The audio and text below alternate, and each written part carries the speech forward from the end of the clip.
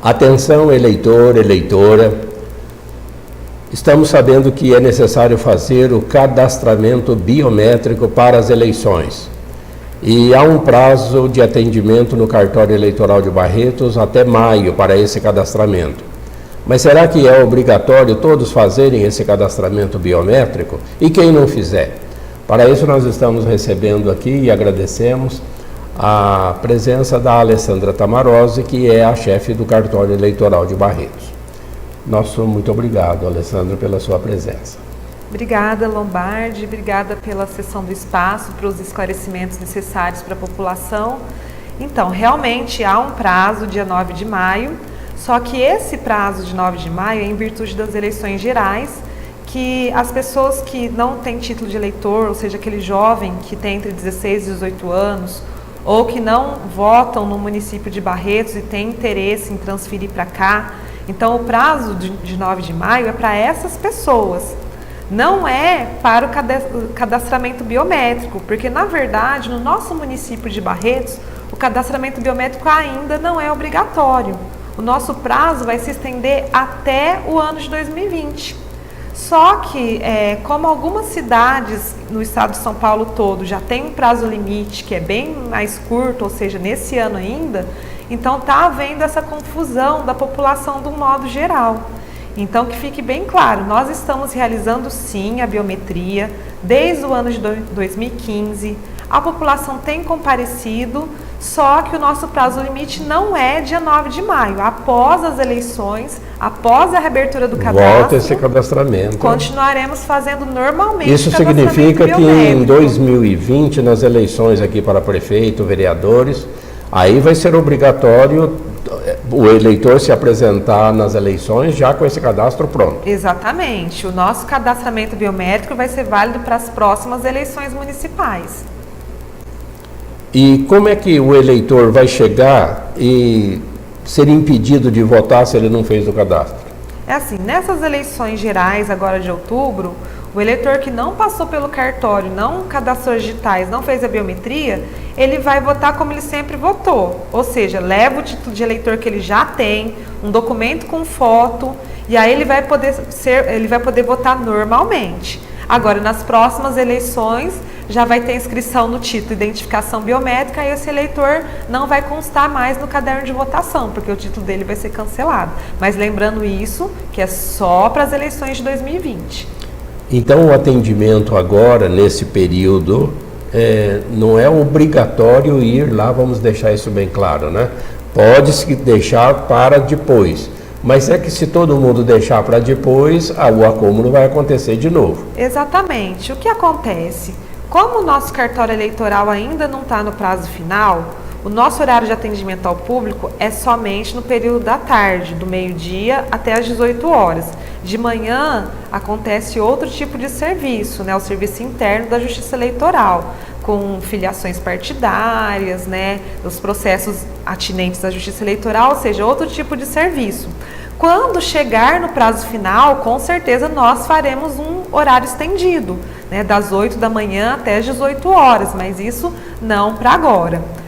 Lembrando também que quando vai se aproximando do final, né, do prazo final para alistamento e transferência, nós costumamos fazer uns plantões aos finais de semana, geralmente na última semana de abril, na primeira semana de maio. O cartório abre sábado, domingo, para aquelas pessoas justamente que não querem deixar para 2020. Elas querem já fazer o cadastramento biométrico também. Então, nós vamos realizar esse tipo de serviço. Quem está com um pouco mais de tempo, eu aconselho realmente, nem que demore 1 hora, já faça nesse ano. Por quê? Porque vai ser obrigatório. Porque 1 hora vai ser obrigatório, vai ter que todo mundo fazer. O eleitor ou a eleitora, quando chegar no local de votação, esse ano ainda vai encontrar as urnas eletrônicas, as urnas normais. Sim, sim. Mas e depois, em 2020, vão ter os dois equipamentos, o da coleta da biometria e a urna? Os nossos modelos de urna, eles já têm o leitor de digitais. Só falta mesmo cadastrar o resto da população, mas elas já são adaptadas. São as mesmas, então? São as mesmas urnas, não vai ter necessidade de troca da urna eletrônica para a leitura de digitais. Ótimo, então nós já sabemos aqui que esse cadastramento vai ser obrigatório, mas até agora apenas 30% foram fazer. Exatamente. No último levantamento que foi feito ontem, 31% dos eleitores, né, cerca de 29 mil, fizeram já o cadastramento biométrico. Faltam, portanto, mais de 50 mil eleitores ainda para realizar o cadastramento. E qual é a idade de votação, já adiantando que essas pessoas são obrigadas a votar? O voto é obrigatório para os maiores de 18 e menores de 70 anos. E ele é facultativo, ou seja, a pessoa pode ter o título, mas ela não precisa, ela só vota se ela quiser, entre 16 e menos de 18 anos e maior de 70 anos. 18 completos. Isso, 18 e 70 anos. completos 70 também? completos também. Ok, isso tudo é muito importante nós ficarmos orientados e bem orientados, mas nós queremos ainda saber por que o cartório só abre à tarde, né? O acúmulo de pessoas lá que a gente vê é muito grande, isso às vezes é irritante no momento do atendimento, tanto para os atendentes quanto para aqueles que estão ali aguardando a sua vez. Mas nós vamos falar desse assunto no próximo bloco. É rápido o nosso intervalo, nós já voltamos. Serralheria JB. Portões de estruturas metálicas. Portões a partir de R$ 1.250, completos com a qualidade que você precisa. Pagamentos facilitados no cartão ou boleto bancário. Visite nosso showroom, Rua 34, entre 39 por 41, Baroni. Informações 3322 8080. Rapidez e confiança em seguros para veículos, residências e empresas. Escolha Vilaça Corretora de Seguros, onde você encontra também seguros de vida, previdência e de viagens. Rua 24, 1581, entre 13 e 15. Telefone 3322-3532. Seminovos você encontra em Wagner Veículos. Compra, venda, troca e financia. Com Wagner Veículos você faz o melhor negócio. Wagner Veículos é qualidade e bom atendimento. Rua Santa Rita, 770, no Alto Sumaré, em Barretos. No Escritório Central, você prepara toda a documentação para isenção de IPI, ICMS e IPVA para pessoas com deficiência física e taxistas para compra de veículos. Escritório Central, Avenida 23, entre 22 e 24.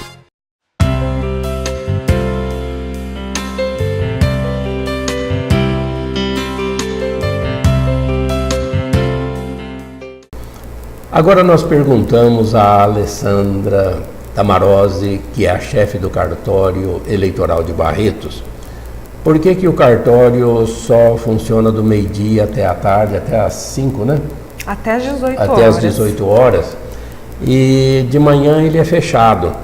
E de tarde a gente vê um acúmulo de pessoas lá muito grande, e as pessoas ali sentadas num ambiente que às vezes se torna irritante para eles. A biometria não é rápida, é uma coisa que demora. E ela vai nos explicar como que é essa coleta, né, das impressões. Por que, primeiramente, só de tarde? Primeiramente, eu gostaria de esclarecer o seguinte. O horário, ele foi estipulado pelo TRE de São Paulo, que é o órgão superior a quem devemos, né, as ordens, ele que emana. E ele estipulou esse horário para todos os cartórios do estado de São Paulo, sem exceção. Com exceção daqueles que estão no final do prazo do cadastramento biométrico. Aí sim abre durante os 2 períodos. Mas para os outros cartórios que ainda não estão no prazo obrigatório, o horário é padrão, do meio-dia às 18 horas. Por quê? Porque tem que funcionar no mesmo horário de expediente da capital. Porque caso apresente algum pane, as máquinas saiam, a internet saia fora do ar, nós temos que ter a assessoria do Tribunal Eleitoral. E como a capital, a tendência de trânsito, até as pessoas chegarem no serviço é mais demorado que no interior, o TRE entendeu que um horário padrão, que não atrapalharia o serviço deles, seria esse do meio-dia às 18 horas.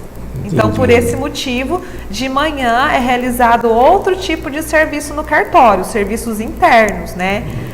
Processos eleitorais, mexer com urnas eletrônicas, dar assistência técnica nos computadores. Então, é outro tipo de serviço que acontece no período da manhã.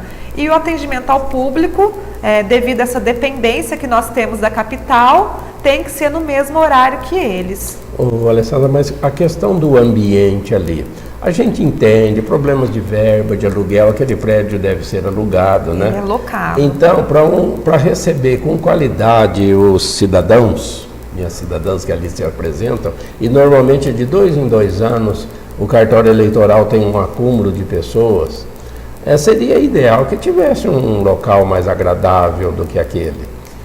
Na verdade, assim, ainda dentro dos cartórios eleitorais do Estado de São Paulo, se for fazer uma sondagem, nós temos até uma estrutura assim, nós temos mais de 20 cadeiras para as pessoas esperarem sentadas, lá dentro tem aparelhos de ar-condicionado para a população, e pelo fato do senhor mesmo ter mencionado, é muito sazonal o movimento ali, a pessoa não vai lá toda semana, toda hora, por isso que às vezes esperar 1 hora, um dia, mesmo que seja um pouquinho calor, ainda é mais vantajoso de repente do que você gastar horrores, que o senhor sabe que hoje em dia a questão da economia pública é muito importante, então de repente essa economia é direcionada para outras coisas. Como que é a coleta, como é que a atendente faz a coleta das impressões? Primeiro é feito um pré-cadastro, colhendo todos os dados do eleitor, em seguida ele é direcionado a uma outra sala, onde a atendente pega a digital de todos os dedos desse eleitor. Pode ser que essa digital seja colhida de uma forma bem tranquila, como pode ser que seja demorada. Isso vai depender da digital de cada um, porque cada um tem uma digital diferente. E esse processo dura mais ou menos, mesmo em média, 1 hora? Não, dura 10 minutos por eleitor, né? Todo o atendimento? Todo o atendimento. Desde que ele chegue lá, desde o horário que ele chega. Aí vai depender realmente. Dos serviços. Se ele agendou o horário pela internet, se ele vai com hora marcada, ele é atendido no seu horário marcado. Só que aqui a gente abre mais uma facilidade para o eleitor. Porque, por exemplo, muitos cartórios tem só agenda e só atendem com hora marcada. Chegou um eleitor sem hora marcada, ele pode precisar do serviço que for, que os cartórios não atendem. Não é o caso da nossa 21ª Zona Eleitoral. A gente, além dos agendados, a gente atende as pessoas mediante a entrega de uma senha. Mas aí a gente já informa, já deixa bem claro que vai ser mais demorado. Por quê? Porque com a senha a pessoa vai ter que aguardar chamar na sua vez. Só que ainda é mais uma vantagem, porque às vezes o eleitor não tem, naquela agenda, não tem aquele dia, aquela hora, e ele precisa daquele serviço mais rápido possível. Então é onde ele prefere aguardar e esperar. No próximo bloco nós vamos pedir para que a Alessandra explique como que se faz transferência de endereço, outros serviços que o eleitor normalmente precisa, mas nós voltamos daqui um rápido intervalo, um instante só. Artigos escolares e para escritórios você encontra com certeza na Papelaria do Estudante, com mais de 20 mil itens para bem atendê-lo, com rapidez e qualidade. Papelaria do Estudante, Avenida 29, entre 26 e 28. Telefone 3322-8252.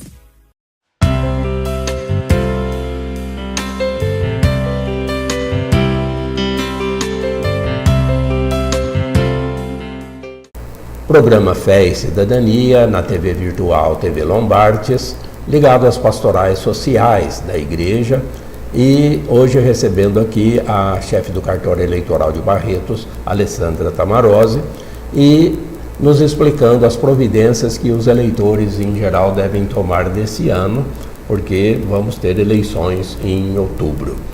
Além, tem esse prazo de 9 de maio para o cadastro biométrico.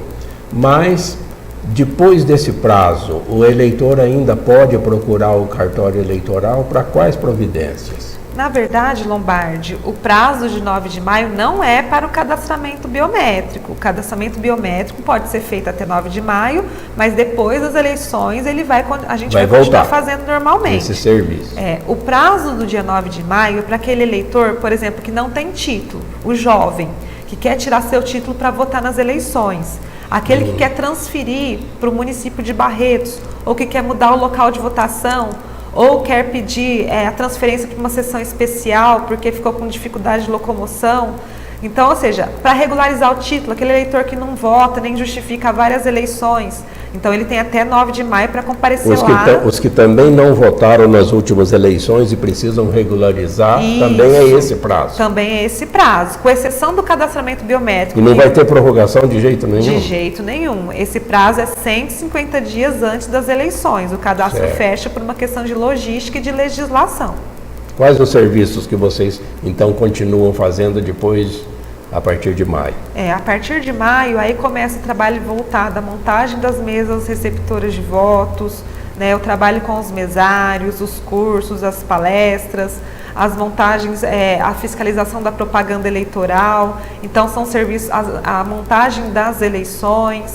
Então, serviço voltado para os atos preparatórios para eleições. Então, outro tipo de serviço que a Justiça Eleitoral é voltada. Alessandra, significa que, digamos, 10, 11, 12 de maio, as portas vão estar fechadas, nenhum leitor mais é atendido? Não, na verdade, as portas continuam abertas, né? E alguns serviços ao eleitor continuam sendo oferecidos, como uma quitação eleitoral, uma segunda via do título, mas o que a gente não pode fazer é operação no cadastro, coleta de digital. Então, alguns serviços mais básicos continuam sendo fornecidos ao eleitor, sim. E nós dissemos no bloco anterior de que o atendimento ao público atualmente está das 12 do meio-dia até as 18 horas. Mas vocês estão lá desde a manhã, o período da manhã também. O período da manhã tem servidor, né?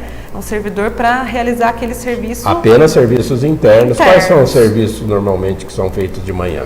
Geralmente é manutenção de urnas eletrônicas, pesquisas, questão da informática, manutenção no cadastro de eleitores. Toda a parte técnica e operacional do cartório, ela é feita no período da manhã, para que no período da tarde possa estar funcionando e atendendo o eleitor normalmente. E esse trabalho que é, então, pela internet, a coleta de biometria e etc., aqui em Barretos está funcionando normalmente ou tem muita queda, muita pane, mau contato lá com São Paulo? Quando cai em um cartório, cai no estado todo. Isso é fato, porque o sistema é todo interligado. No mês de janeiro a gente teve algumas ocorrências, sim, que foi até problemas do TSE, que é onde manda as informações para todos os regionais, inclusive para São Paulo, mas eles trabalharam de uma forma árdua e agora no mês de fevereiro o sistema funcionou melhor. Muito bem, são esclarecimentos interessantíssimos para todos os cidadãos que de 2 em 2 anos são chamados às urnas, né?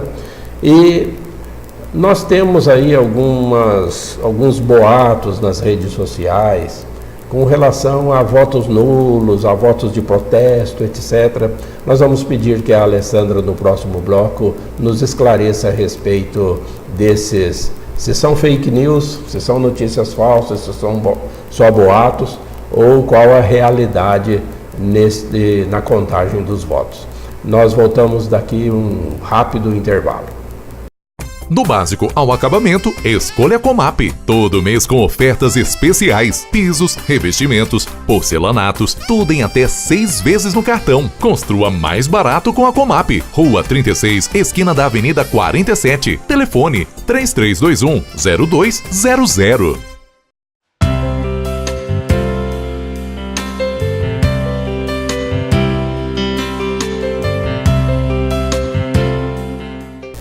Nós todos temos encontrado nas redes sociais algumas campanhas de pessoas que ficam pedindo, quase que implorando aos eleitores que votem nulo, que anulem seus votos nas eleições. É o chamado voto de protesto. E, inclusive, chegam a dizer que 51% dos votos, se forem anulados, a eleição, inclusive, é cancelada. A eleição não vale.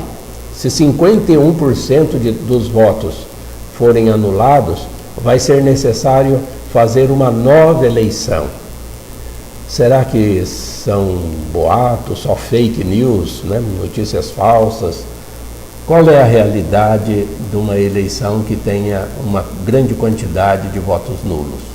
Na verdade, essa informação é totalmente falsa, porque o resultado é calculado em cima dos votos válidos. Então vamos supor, se numa eleição que 80 mil eleitores votam, 30 mil foram votar, quem tiver mais votos desse 30 mil vai ser o candidato eleito. Vão descontar todos os votos brancos, todos os votos nulos, eles não são contados para nada. Na verdade, isso eu creio que alguém espalha essas notícias com algum interesse escondido, no sentido de que, se a população não for votar, é muito mais fácil eleger determinados candidatos escolhidos por algumas poucas pessoas. Por quê? Porque vai ficar na mão de poucos o poder de decidir as eleições.